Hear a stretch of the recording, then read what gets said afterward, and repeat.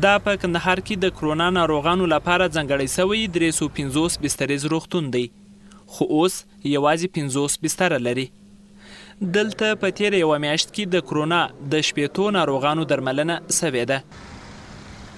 په کندهار کې روغتیایي چارواکو ویلي وو چې د دې ولایت 80% اوسیدونکي په کرونا اخته دي، خو له 3 میلیونه نفوس څخه یوازې 14,000 کسان لابراتوار ته ورغلي دي. دا په کندهار کې د سویلي حوزې په کچه د کرونا ناروغانو د تشخیص یوازینی لابراتوار دی. په لومړیو کې د امکاناتو د نشتوالي له امله په ورځو تړلی و، خو له تیرو 2 میاشتو راهیسې یې خدمات نه دي ځنډېدلي. ځینې وختونه داسې و چې یو ځلې د ټول افغانستان په سطحه چې کومې ستونزې منځته راتللې هغه دا و چې ځینې وختونه موږ د مواد د کمښت سره مخ کېدلو، یعنې په تیرو 2 میاشتو کې موږ په دې باره کې هېڅ د مواد د کمښت سره نه مخ سوي او زموږ مواد پرسته او فعاله دی راپورتوار. له لوی سره په دغه ولایت کې پر کرونا بې باوري او د روغتیایي خدماتو د نشتوالي له امله ډیری په کرونا اخته ناروغان روغتونونو ته هم د تګ لپاره زړه نه ښه کوي. هغه مریضان چې موږ په واټ کې لرو تاسو نږدې نه خبرې ورسره وکړئ چې د دوی تداوي د دوی دپاره هغه امکانات چې لازمه واوسیږي، د ډوډۍ او د نظافت او د ډاکټر موجودیت، د دوا موجودیت، د نرس موجودیت، یو ښه فضا، صحي تعلیمات، دا اوس ټول شیان په نظر کې ورته نیول شوي دي او ټول عملا ورته کېږي انشاءالله الرحمن. په کندهار کې تر 1400 ډیرې د کرونا مثبتې پیښې ثبت شوي چې د روغتیایي چارواکو په وینا له دې جملې څخه نږدې 1000 کسان یې بیرته روغ شوي دي.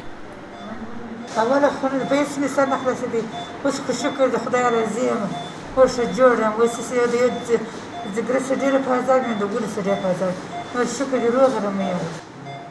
نن 8مه ورځ زه الحمدلله اوس په 100% جوړ یم.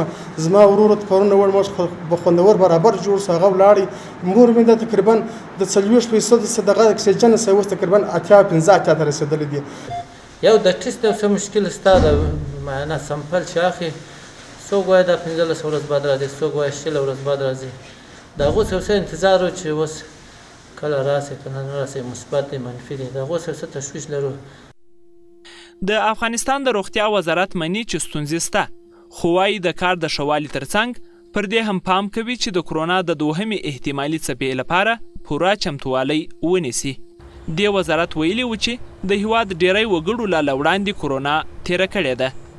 خپله د کرونا سیر هم مخ پر کښته کېدو باندې دي، نو کېدای سي که چیرې دوهمه څپه د کرونا چې موږ احتمالا داسې پیشبیني کوو چې کېدای سي دوهمه څپه راسي، د عامې روغتیا ریاست او په مجموع کې د افغانستان د عامې روغتیا وزارت په دې هڅه کې دی چې د هغه دپاره لازم چمتووالی ولري.